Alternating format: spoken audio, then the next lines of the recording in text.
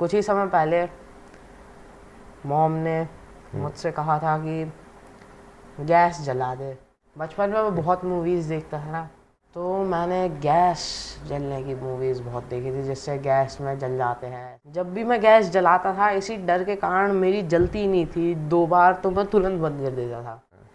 अब इसमें मॉम ने मेरी कमी बता दी। मेरी कमी उतनी नहीं थी। मैं भी ये सॉरी फील करता हूँ कि मैं आपकी उस बात को नहीं पहचानता, कि मॉम की तरफ से भी सॉरी महसूस करता हूँ कि तो उन्होंने मुझे अपनी टी शर्ट उतार करके दिखाई और एक लड़का उनमें से आया, बोलता है कि अरे भाई, तेरी चेस्ट वीक हो रही है। तूने सारे में से बस एक चीज़ दिखाई दी जो उसकी कम थी। यार बेटा, हमें जब अगर कहा जाए कि किसी की फला व्यक्ति की कमी निकालो, तो हम एक कमी हमसे निकालने को कहा जाए तो हम उसकी 10 कमी निकाल देंगे। बहुत आसान होता है हमारे लिए। लेकिन अगर कहीं पर किसी की प्रशंसा, किसी की तारीफ़ करने की बात आए, बहुत ताकत लगती है बाय गॉड उसमें। बहुत हिम्मत की ज़रूरत होती है। मैं समझता हूँ कि बहुत बड़े साहसी, बिरले, बड़े हिम्मत वाले वीर किस्म के लोग ही होंगे जो किसी की तारीफ़ कर पाते हैं, सच्ची तारीफ़ कर पाते हैं। आपका क्या कहना है इस पर? वेल डैड, मेरा भी यही मानना है जो आपका मानना है। लोग नखरे बहुत करते हैं तारीफ करने में। किसी की बुराई तो वो बहुत आसानी से कर देंगे, लेकिन किसी की तारीफ करने में उन्हें प्रॉब्लम हो जाती है। अब इसका रीज़न मेरे हिसाब से ये है कि मतलब ये मेरे हिसाब से है, मुझे पता नहीं है कि ये सच है कि नहीं, लेकिन मैं तो यही मानता हूँ कि बचपन से लोगों के अंदर एक जो ह्यूमन नेचर में जेलसी होती है वो पनपती रहती है, क्योंकि वो ह्यूमन नेचर है और बचपन में हर किसी में, सब में ही होता है वो, बुढ़ापे तक, अंत तक हमेशा रहता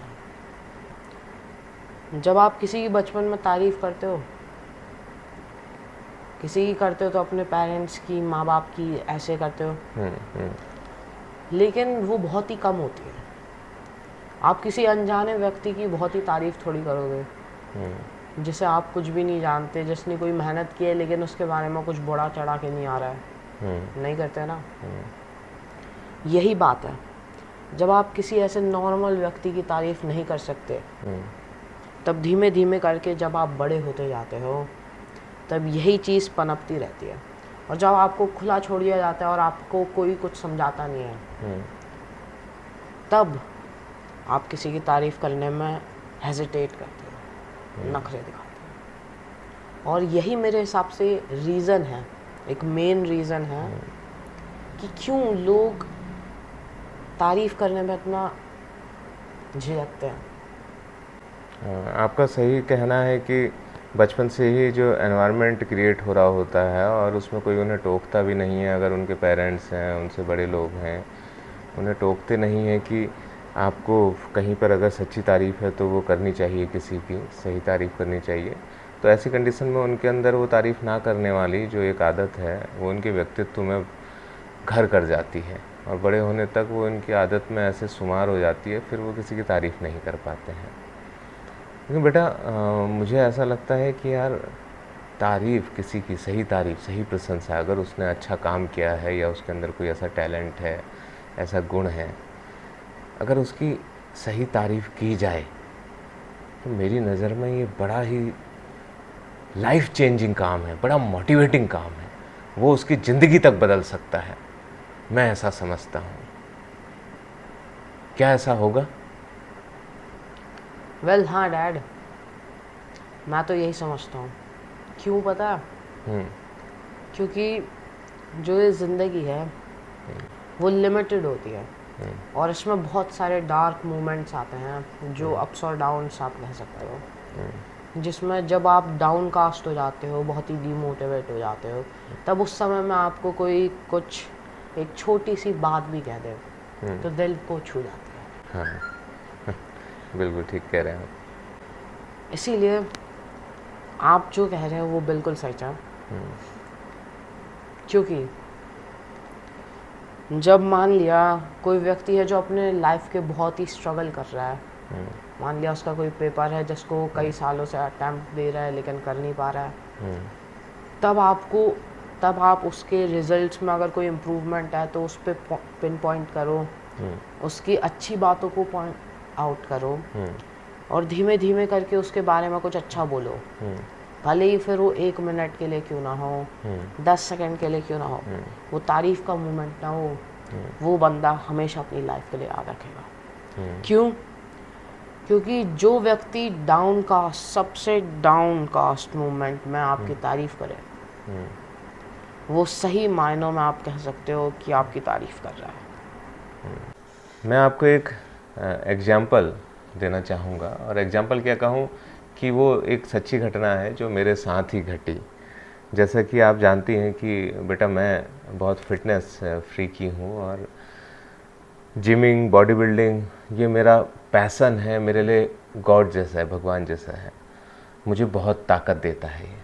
तो मेरे इसी पैसन के दौरान मेरा एक स्टूडेंट मेरे साथ, उन्होंने करीब 1-1.5 साल एक्सरसाइज की, और उस 1-1.5 साल के दौरान, उस 1-1.5 साल के बाद में करीब एक दिन क्या हुआ कि वो जिम में जब हम एक्सरसाइज कर रहे थे और भी बहुत सारे लड़के वहाँ पर एक्सरसाइज कर रहे थे, तो उन्होंने मुझे अपनी टी शर्ट उतार करके दिखाई और मुझसे पूछा कि सर बताएं मेरी बॉडी कैसी ग्रोथ कर रही है।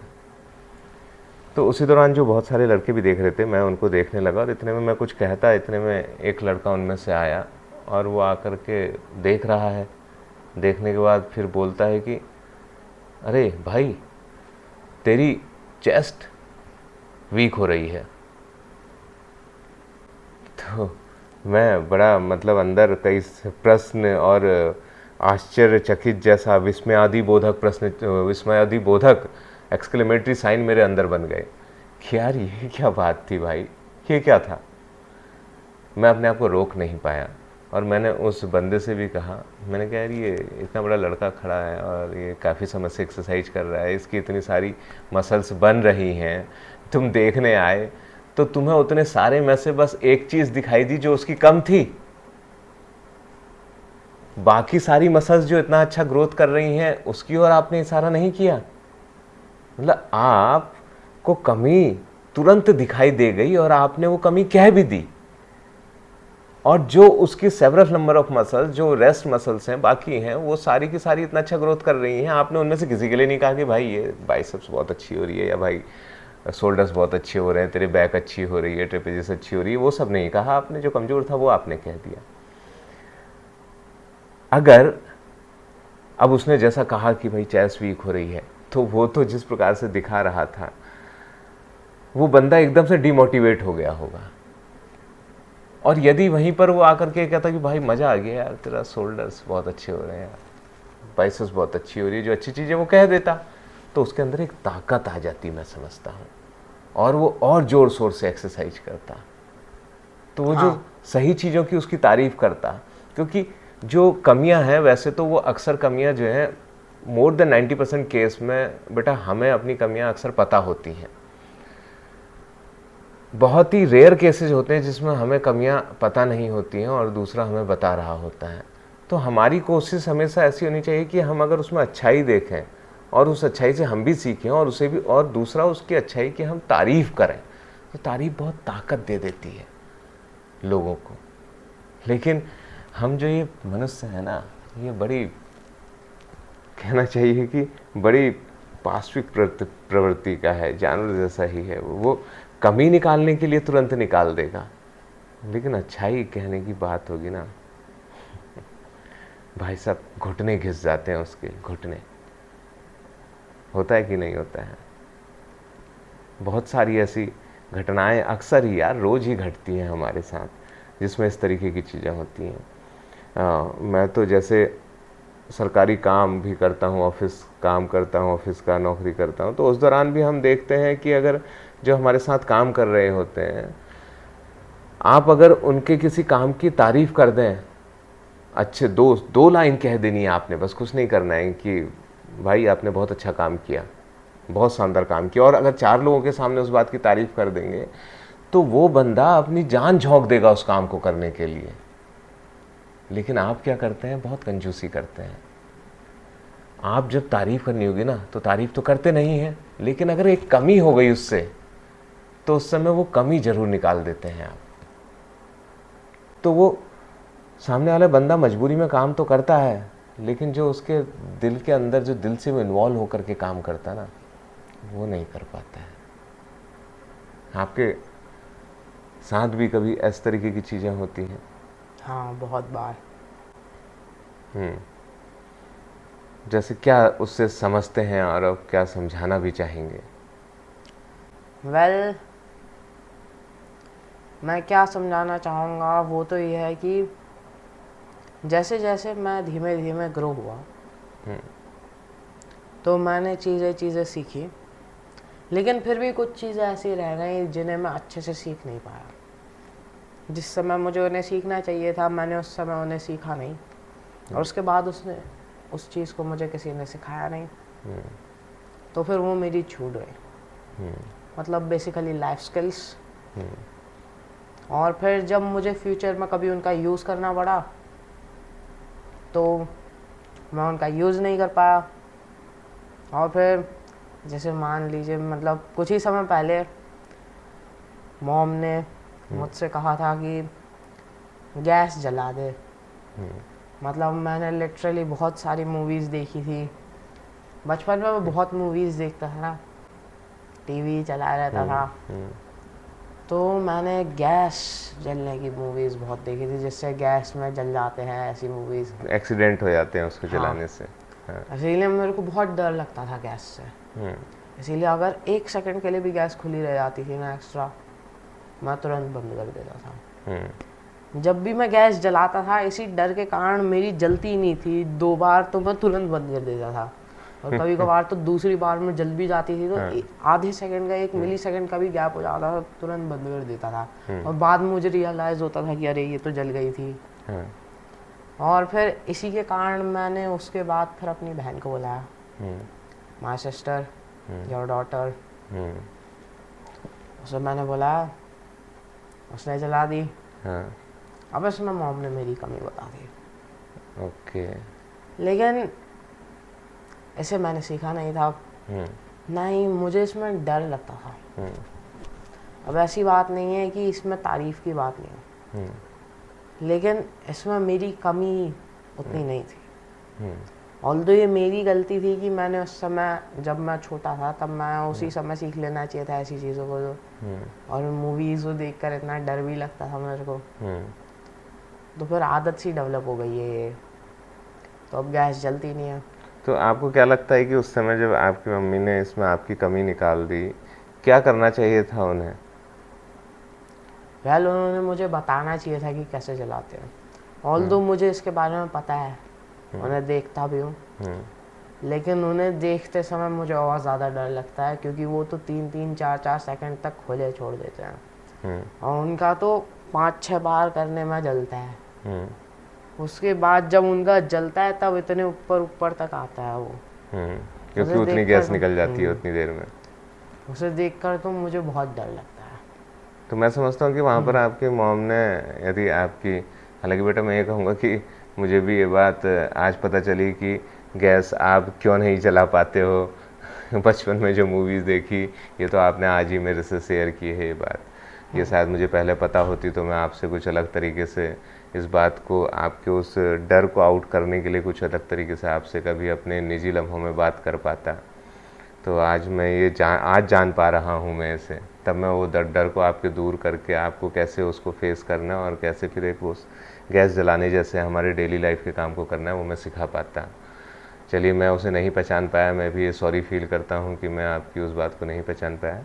और आपकी मम्मी के सामने जब ये चीज़ हुई तो उन्हें आपकी एकदम से कमी, उसको कमी के रूप में इंगित ना करते हुए, पॉइंट आउट ना करते हुए, उन्हें रीजनिंग फाइंड करनी चाहिए। हाँ, आपकी उन्होंने जो है रीजनिंग फाइंड आउट करनी चाहिए थी, और क्यों इतना डर रहे हो, आपके डर को निकालने की कोशिश करनी चाहिए थी, आपको मोटिवेट करने की कोशिश करनी चाहिए थी, ताकि आपके अंदर ताकत आती और आप उसे फेस कर पाते कुछ इस तरीके से।